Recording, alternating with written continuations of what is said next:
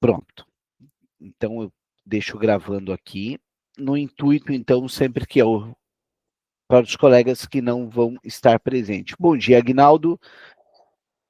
Cristiane, eu vou começar por esse capítulo, acho que é isso mesmo. Deixa eu ver se o Começou no As outro... Ações, no Aham, parágrafo As perfeito. Ações, Vamos lá, então. Deixa eu só fechar aqui para deixar o computador mais rápido. Pronto. Então, sempre que quiserem, só pegar ou ergue a mão ou começa a falar e a gente pode comentar também o material. Bom dia, Rita.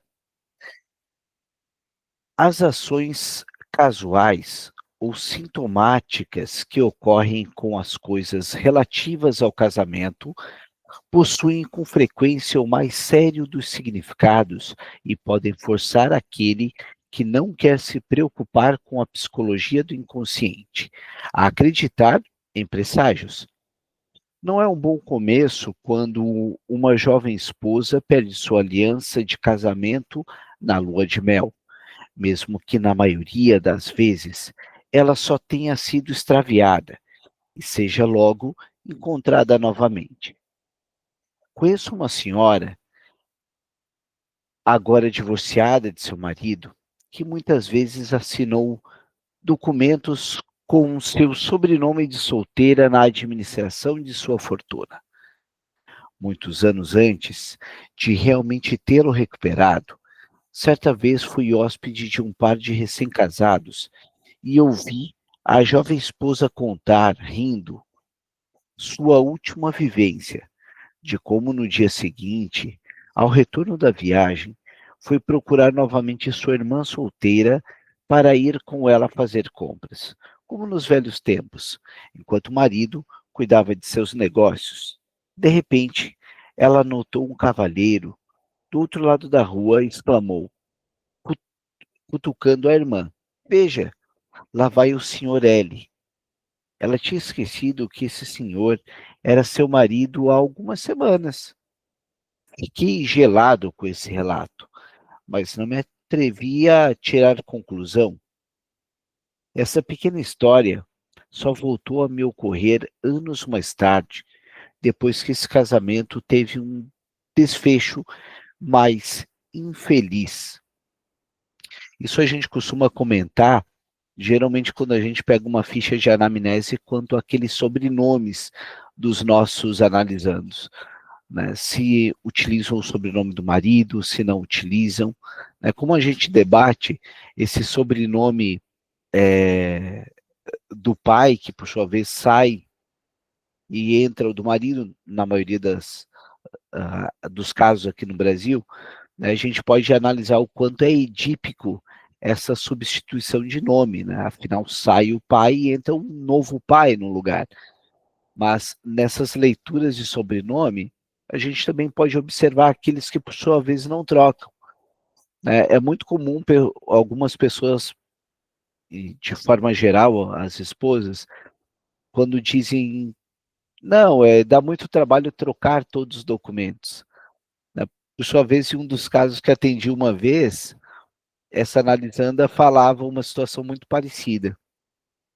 E quando voltamos a fazer a análise, ela a propósito, estava divorciada. E aí, conversando com ela, ela trouxe essa questão.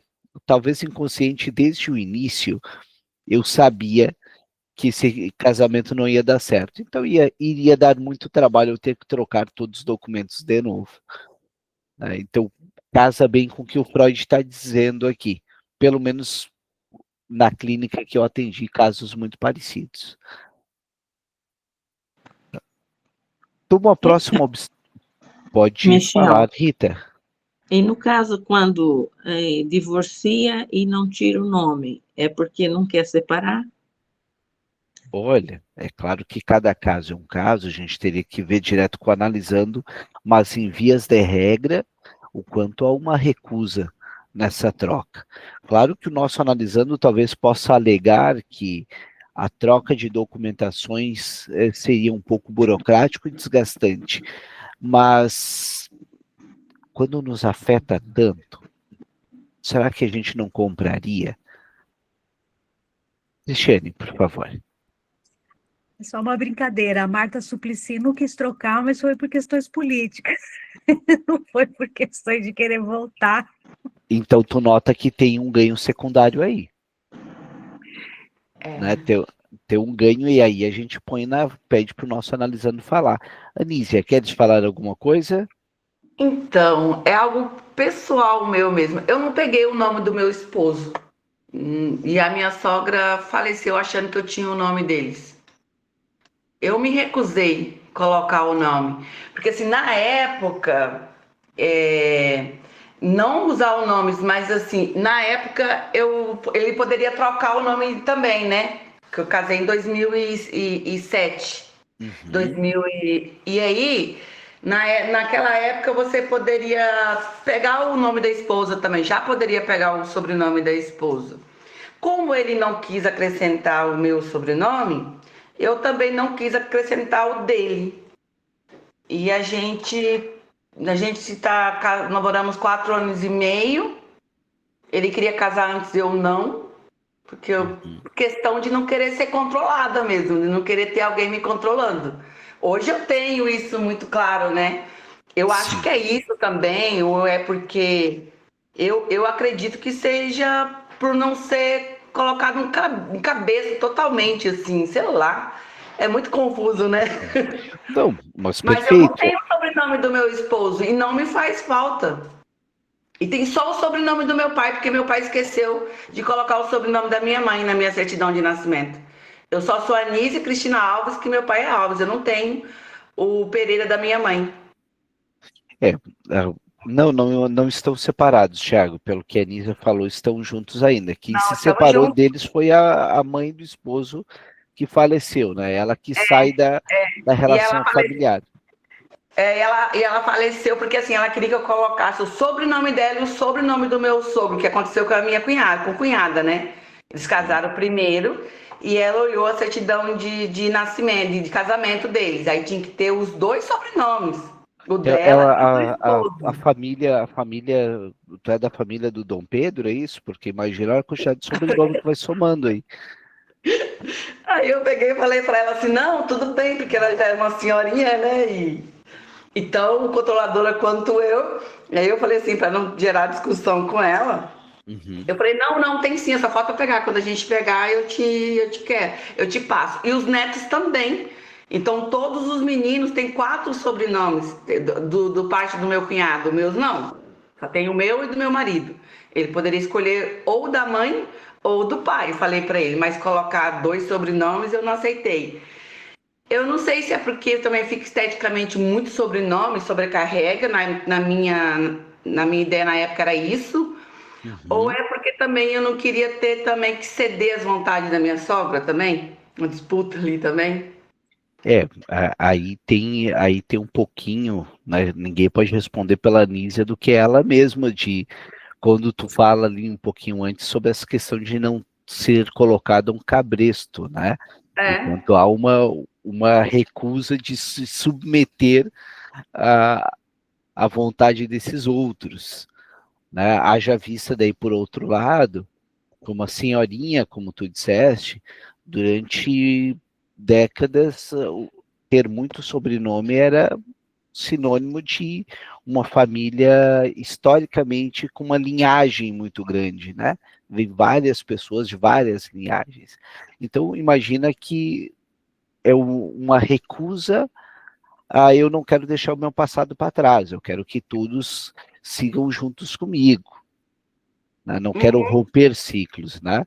Então é interessante isso. Quando a gente vai ir numa análise, sobretudo na online, quando a gente, Cristiane Carvalho, né, Johnny Souza, né, por que você escolheu utilizar o Carvalho ou Souza e por que você não escolheu o outro sobrenome? Né, e aí você geralmente vão encontrar uma proximidade que existe exatamente com essa família. Eu tenho analisando que ele utiliza os 2 sobrenomes, e numa sessão ele pega e me conta o seguinte, não, é que se eventualmente eu tirasse esse sobrenome materno, eu estaria, de certa forma, um peso na minha consciência, porque a família materna é muito próxima a mim. E eles me acolheram de uma forma sempre muito calorosa. Então, tu nota que aí a gente já tem uma construção deste analisando. Um débito, exatamente. O que é interessante, Thiago, né, neuroticamente, mais precisamente no neurótico obsessivo, é como se trabalhássemos sempre um ato anulando o outro, né? Então, para não ficar em débito, eu preciso sempre fazer alguma coisa. Então, para eu não deixar em débito com essa família, eu vou lá e deixo esse nome. Então, a gente segue mais um pouquinho. Tomo a próxima observação do mais notável trabalho publicado na língua francesa de Améder, em Zurique, que poderia igualmente merecer um lugar entre os exemplos de esquecimento. Uma dama nos contou recentemente que se esqueceu de provar seu vestido de noiva e se lembrou disso na véspera do casamento, às 8 horas da noite.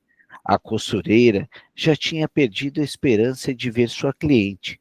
Esse detalhe bastou para mostrar que a noiva não se sentia muito feliz em usar um vestido de noiva, que estava procurando esquecer essa representação penosa. Hoje ela está divorciada. Um amigo que aprendeu a notar os sinais ensinou-me que a grande atriz Eleonora Duse, em um de seus papéis, encenava uma ação sintomática que mostra claramente as profundezas de onde ela extrai a sua atuação. Trata-se de um drama de adultério. Ela acabou de ter uma discussão com seu marido e agora está entregue aos pensamentos antes que seu sedutor se aproxime. Nesse curto intervalo, ela brinca com a aliança de casamento em seu dedo, tira para voltar a colocá-la e tira novamente. Ela agora está pronta para o outro. Isso é muito clássico na análise, quando a gente observa o nosso analisando falando sobre relacionamento e ele fica retirando a aliança e colocando. Né? Então é bem o que o Freud está falando. Você diz para mim que o seu relacionamento está bem, mas por que você está tirando a aliança com bastante frequência? Né? E isso tem muito a ver também com a posição do divã do analista. Haja vista que alguns analistas ficam de costa para o seu analisando. Grande parte hoje deixa a poltrona numa posição que a gente consiga olhar o analisando, mas o analisando não consiga nos olhar. Né? E é boa essa posição exatamente por questões como essa da aliança, que você vê o analisando tirando e colocando sucessivamente. A isso se relaciona o que o Theodor Hayek relata sobre outras ações sintomáticas com anéis. Pessoal, vocês lembram ou já viram o que é o Theodor Hayek? Já ouviram falar sobre ele? É bastante interessante visitar esse analista. Sobretudo tem um texto dele muito bom na obra O Silêncio na Psicanálise, do Nasio. Um dos primeiros textos é o do Hayek. É o Hayek que dizia que o silêncio ele não é vazio na análise, ele é interpretativo. O Theodor Hayek, alguns diziam que ele chegava a se vestir como Freud, de tão próximo. O texto Análise Leiga, é numa questão do Theodor Hayek, que o Freud escreve esse texto. Por quê? Quando o Freud estava com a agenda muito cheia, o Freud concede que o Theodor Hayek passe a atender, sendo que ele não era médico.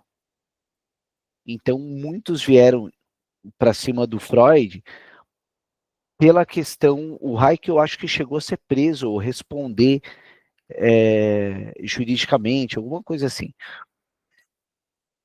Então, fala, Thiago, por favor.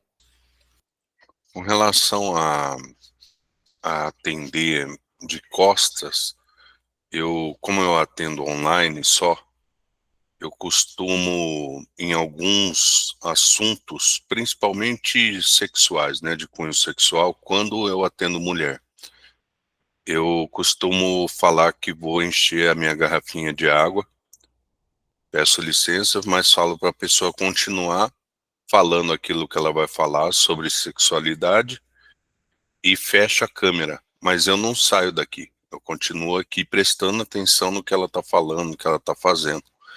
Isso daí eu chamo de divã online, ou divã virtual, para a Perfeito. gente poder...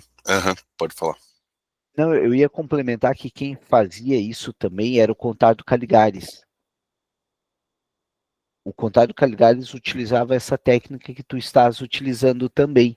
O Caligares, a Luciana Salum, que é um dos grandes nomes também da psicanálise brasileira, em um café filosófico, ela era analisando do Caligares e ela cita essa situação, que eles se encontravam, se saudavam, e daí o Caligares fechava a câmera. No final da sessão, ele abria a câmera e se despedia dela, numa simulação do divã presencial.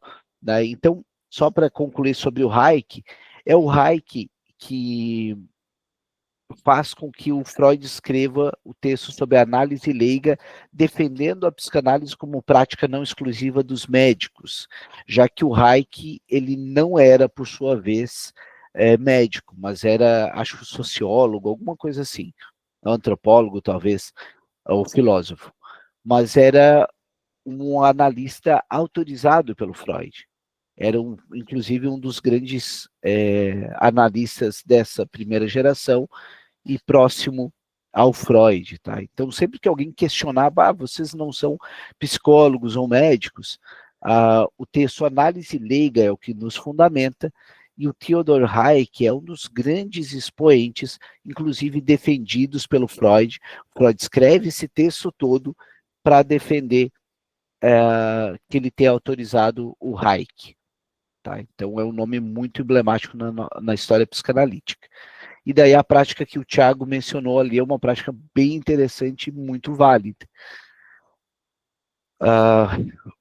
Mas o divã, quando a gente vai um pouquinho mais adiante, o divã ele se estende de um simples móvel para se tornar em uma etapa na análise, né? Porque é uma etapa que a gente deixa o campo visual e entra somente no discurso. Isso é uma questão mais lacaniana, né? Então, tem uma questão também técnica envolvendo o divã.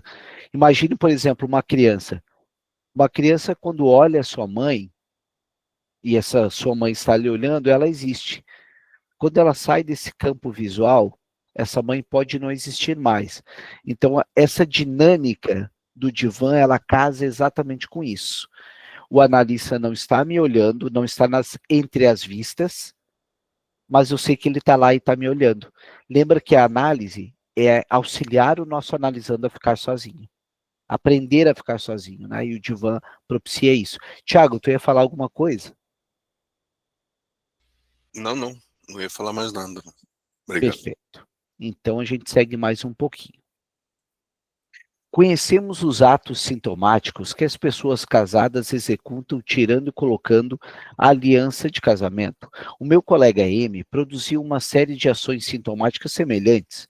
Ele ganhou de uma moça que ele amava um anel de presente, com a observação de que ele não deveria perdê-lo. Caso contrário, ela saberia que ele não a amava mais. Ele se desdobrou no tempo que se seguiu, preocupando-se cada vez mais com a possibilidade de perder o anel.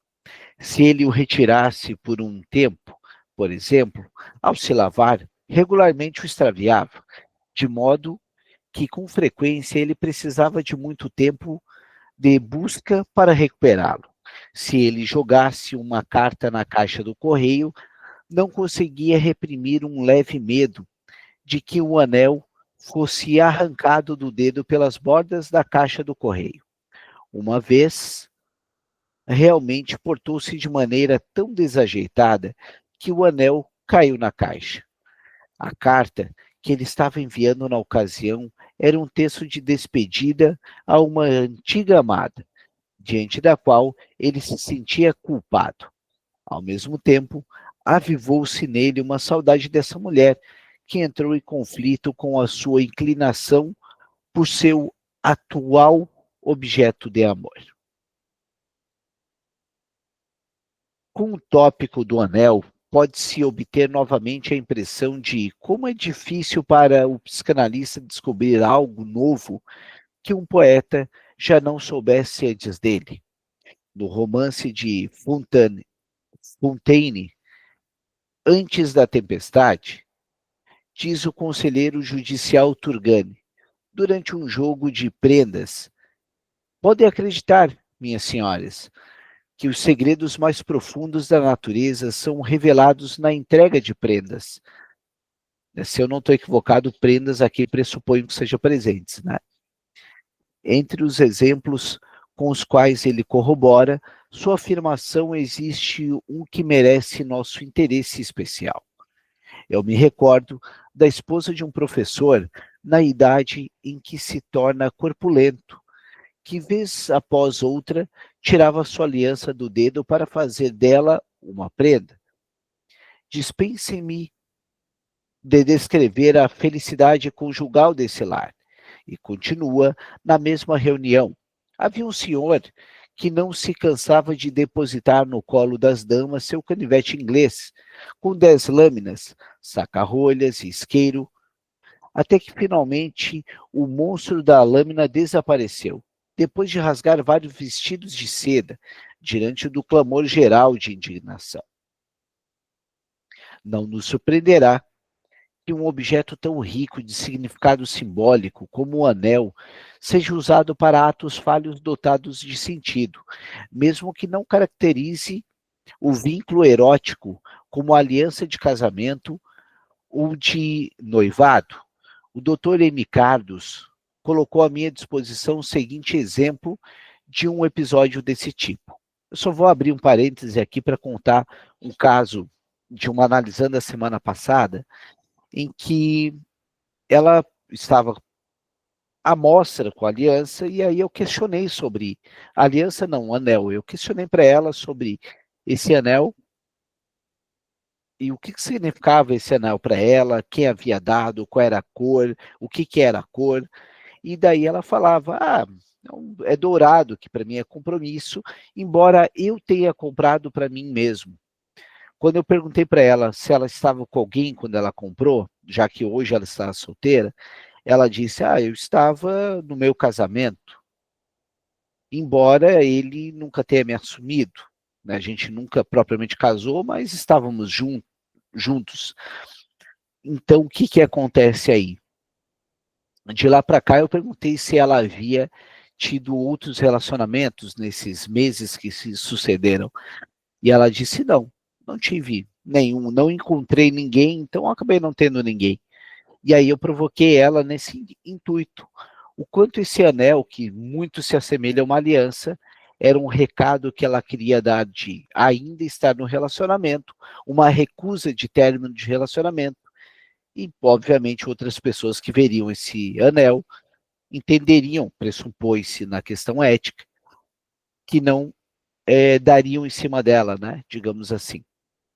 Algum colega quer fazer algum comentário, alguma pontuação? Essa questão do anel é bem interessante, porque teve uma época da minha vida e do meu esposo, né, que a gente tem um estilo de vida mais progressista, que a gente acredita, né, na ideologia, e a gente usava o anel de coco.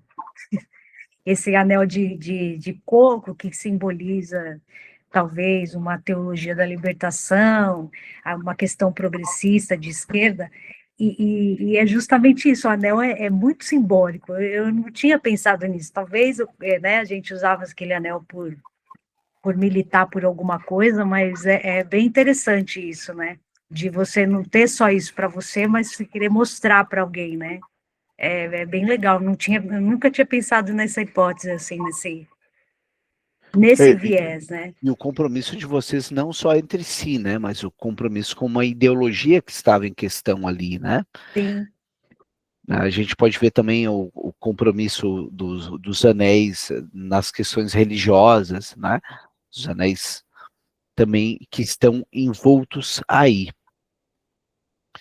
Daí a gente segue mais um pouco. Há muitos anos, apegou-se a mim um homem bem mais jovem que compartilha de minhas aspirações intelectuais e mantém comigo algo de uma relação de um aluno com seu professor. Em uma determinada ocasião, deixei-lhe um anel de presente que já algumas vezes lhe deu ocasião para ações sintomáticas ou falhas. Então, logo, em nossas relações, alguma coisa encontrasse a sua desaprovação. Recentemente, ele pôde relatar-me o caso que se segue, que é especialmente belo e transparente. Ele faltou a um encontro que acontecia semanalmente, no qual costumávamos nos ver e conversar sobre um pretexto qualquer, já que lhe pareceu mais desejável ter um encontro com uma jovem dama. Na manhã seguinte, notou, mas só depois de ter saído de casa há muito tempo, que não estava usando o anel no dedo. Isso não o deixou inquieto, pois ele supôs tê-lo esquecido em casa sobre a mesinha de cabeceira, onde o colocava todas as noites, e lá iria encontrá-lo ao voltar para casa. E, de fato, foi procurar por ele logo que voltou para casa, mas em vão, e começou então a vasculhar o quarto, igualmente sem sucesso. Por fim, ocorreu-lhe que o anel havia sido colocado na mesinha de cabeceira, como, aliás, era hábito há mais de um ano, ao lado de um pequeno canivete que ele costumava carregar no bolso do colete. Foi tomado então pela suspeita de que, por distração, ele poderia ter colocado o anel no bolso junto com o canivete. Enfiou, portanto, a mão no bolso e realmente lá encontrou o anel que estava procurando. Colocar a aliança no bolso do colete é um dito proverbial sobre o modo de guardar o anel, quando o homem tem a intenção de enganar a mulher de quem o recebeu. Portanto, o sentimento de culpa moveu em primeiro lugar para a autopunição. Você não merece mais usar esse anel. E, em segundo lugar, a confissão de sua infidelidade, ainda que apenas na forma de um ato falho, que não teve nenhuma testemunha, só pelo desvio através do relato, que, aliás, era previsível, foi que ele chegou a confessar a pequena infidelidade.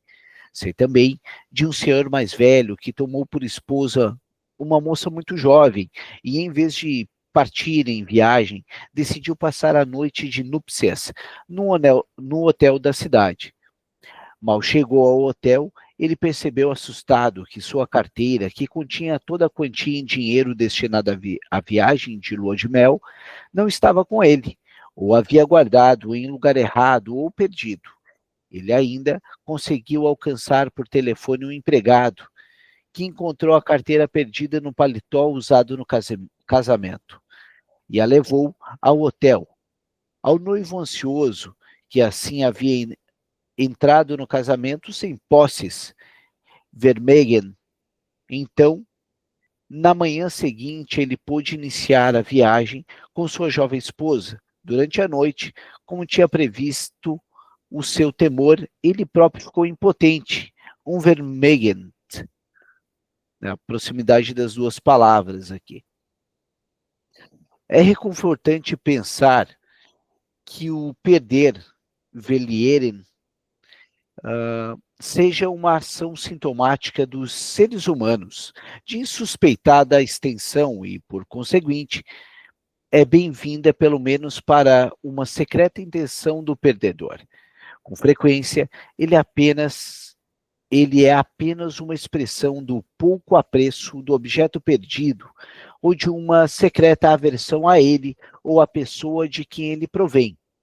Ou então, a inclinação a perder se transferiu sobre esse utensílio a partir de outros objetos mais significativos, por meio de uma conexão simbólica de pensamento.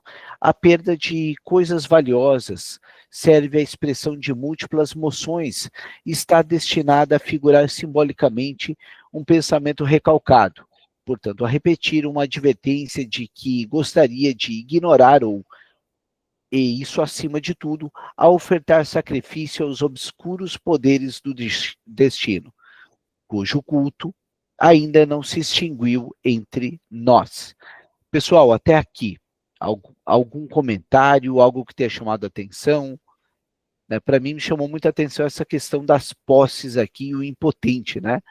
Esse ato falho ali, bem interessante. Então, algum colega gostaria de comentar, trazer algum exemplo? Algo chamou a atenção também? Não, ok, o silêncio na psicanálise, ele é interpretativo. Aguinaldo, por obséquio. Esse inconsciente, ele não chega a ser um sintomático do inconsciente, por exemplo. Essa ação acaba sendo corriqueira porque ele já inconscientemente já tem isso enraizado no seu ato comportamental? Interessante a forma que tu traz, porque se a gente for partir para a questão comportamental, né, para a psicologia, vamos falar ali no Charles Duhigg, né, do poder do hábito, faz todo sentido. Só que daí, eu levaria um pouquinho no que o Wilfred Bion fala, o Wilfred Bion, quando ele vai falar do sem memória e sem desejo. Então, vamos partir do pressuposto que eu particularmente, tá, estou dizendo por mim, eu poderia até questionar esse comportamento, mas eu procuro sempre ver a ação em si.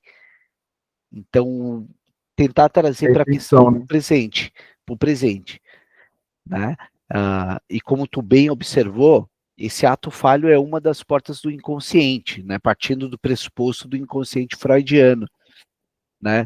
Mas é muito pertinente o que tu trouxe na questão comportamental.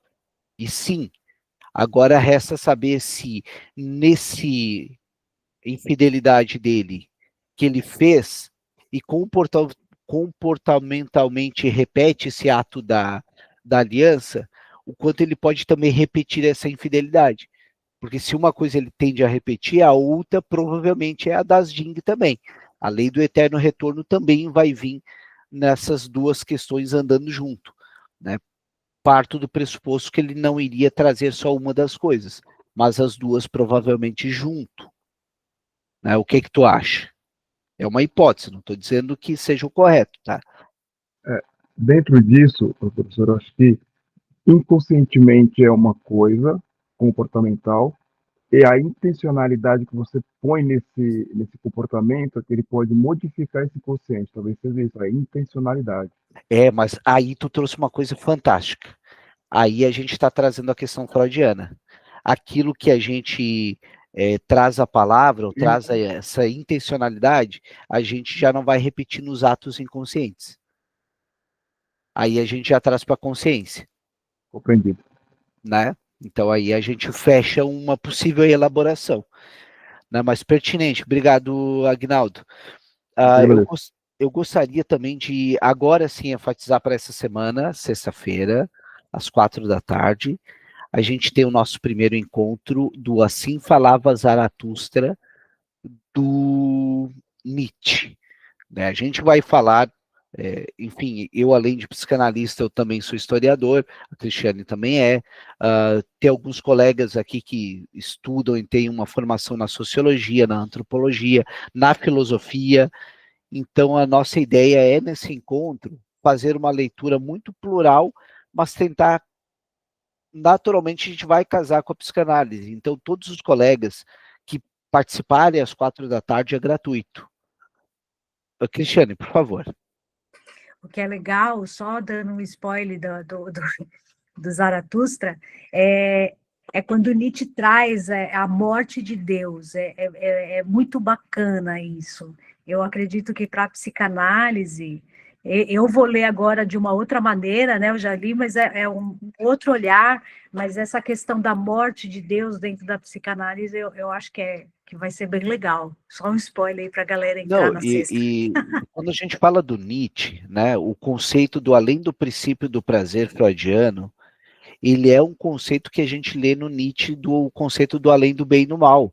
O Nietzsche, ele tentava trazer um terceiro ponto além da dualidade, o que o Freud também tenta fazer, né? Vamos lembrar que o Freud mencionava que ele lia muito da teoria dele no Nietzsche. Tá? Então, provavelmente a gente vai encontrar muitas intersecções, né? Não vai ser cobrado todos que estiverem na hora. Os que quiserem a gravação depois pagam para custear o serviço. Enfim, vamos lá. Aqui estão apenas alguns exemplos para ilustrar essas teses sobre o perder.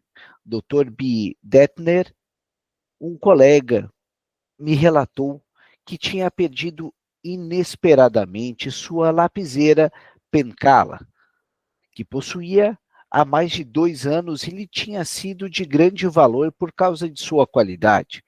A análise revelou os seguintes fatos. No dia anterior, meu colega havia recebido de seu cunhado uma carta sensivelmente desagradável, cuja frase final era: eu não tenho no momento nem vontade nem tempo para apoiar sua imprudência e sua preguiça.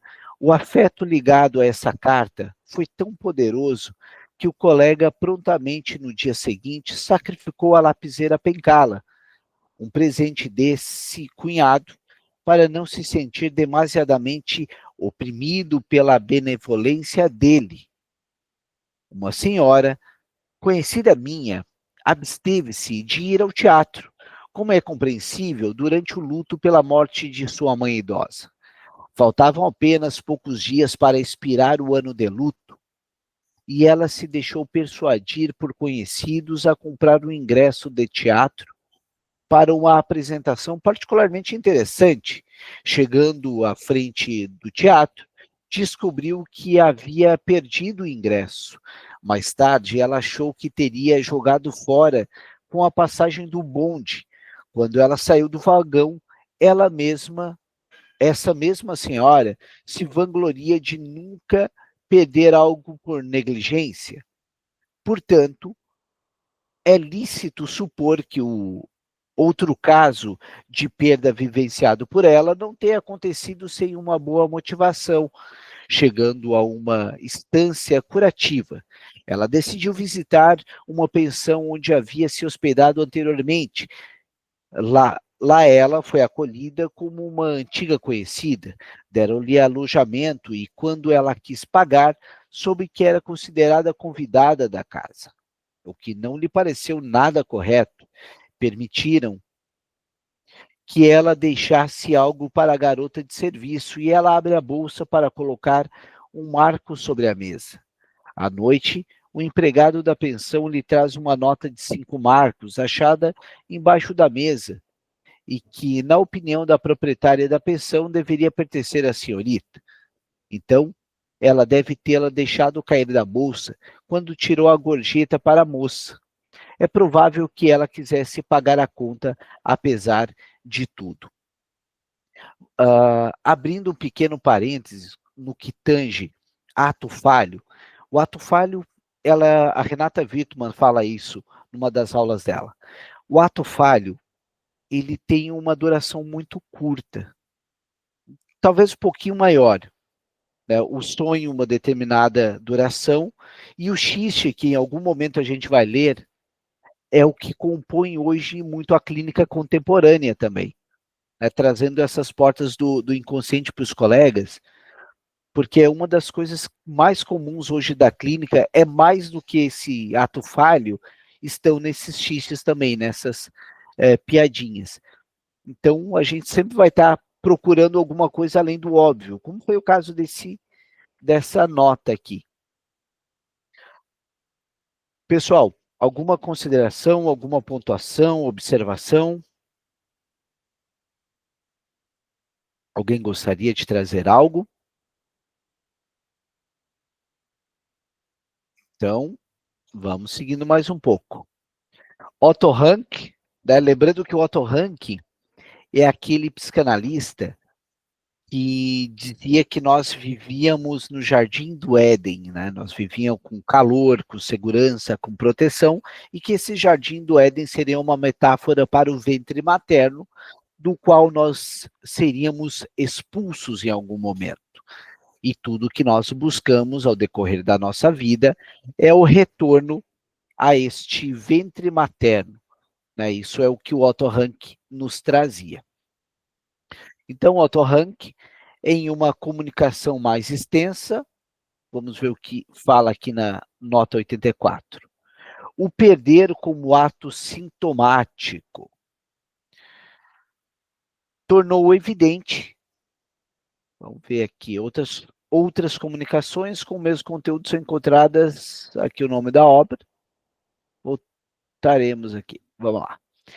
Com a ajuda das análises dos sonhos, a disposição sacrificial que constitui a base desse ato, assim como suas motivações de alcance mais profundo. O interessante é que quando ele acrescenta que, às vezes, não só perder objetos, mas também achá-los, pareça ser determinado. O sentido em que se deve entender isso pode ser inferido da seguinte observação dele, que incluo aqui. É claro que, na perda, o objeto está dando de antemão. No achar, é preciso primeiro procurá-lo. Uma jovem que depende materialmente de seus pais queria comprar uma bijuteria. Ela pergunta na loja o preço do objeto de seu agrado, mas soube, para sua decepção, que ele custa mais do que a soma de suas economias. E, no entanto, são apenas 2 coroas, cuja falta a separava dessa pequena alegria. Com um humor deprimido, ela vai para casa, à noitinha, passando pelas ruas movimentadas da cidade. Em um dos lugares mais frequentados, chamou-lhe de repente a atenção, mesmo que ela alegue estar profundamente imersa em pensamentos. Um pequeno pedaço de papel caído no chão, pelo qual ela havia acabado de passar distraída. Ela se volta, apanha-o e observa para seu espanto que era uma nota dobrada de 2 coroas. Ela pensou consigo mesmo: isso me foi enviado pelo destino para que eu possa comprar a joia. E fez a volta alegremente para seguir esse indício. No mesmo momento, porém, ela diz para si mesma que não deveria fazê-lo, porque o dinheiro achado é dinheiro da sorte, que não se deve gastar. Então, pessoal, comentários, pontuações? Então, vamos fazer o seguinte, vamos parar por aqui, de forma que a semana seguinte a gente possa continuar e não... Deixa eu ver se é muita coisa aqui. É, bastante. Se a gente for ler agora, vai... Provavelmente não terminaremos até às 9. Algum colega gostaria de trazer alguma observação do que foi visto hoje? Algum comentário? Michel, Por favor. na verdade eu tenho uma dúvida, mas é sobre a leitura de hoje mesmo. O ato falho, ele é um momento curto, ali, é uma ação curta, né? Quando a pessoa ela está de dieta e ela esquece e consome um determinado alimento, ela está tendo um ato falho, e o ato falho também ele é ligado ao princípio do prazer? Só deixa eu voltar para cá, Nise. Tá. Enquanto eu estava falando, eu estava selecionando que queria fazer um teste. Tá, vamos lá. Vamos pensar 2 coisas juntos aqui. Vamos lá. Vamos falar na Psicopatologia da Vida do Cotidiano, obra de 1901, e quando a gente fala desse ato falho, que é uma manifestação do inconsciente. Né? Quando a gente vai falar do além do princípio do prazer, a gente está falando de Freud de 1920, e a gente está falando de um conceito que diz, eu posso sofrer, sofrer, sofrer, que mesmo assim eu ganho algum prazer. Né? Então ali a gente tem dois conceitos que em algum momento eles podem um flertar com o outro. Né? Mas vamos lá, o ato falho ele visa o quê? Entregar algum desejo. Ato falho, vou entregar algum desejo que está ali no meu inconsciente. Estou falando dele. Além do princípio do prazer, o que que é? Eu vou numa repetição, eu vou buscar algum prazer. Eu vou tirar algum prazer a partir daquilo. Então, se esse ato falho for alguma coisa que me parece que um não inviabiliza o outro. Os dois estão buscando a mesma situação. Aguinaldo, por favor. Já voltamos, tá, Anísia? Tá. Não, em cima isso que a Anísia falou, esse ato falho, quando ele tem o inconsciente do prazer, não é para atingir o prazer secundário? Do além do princípio do prazer,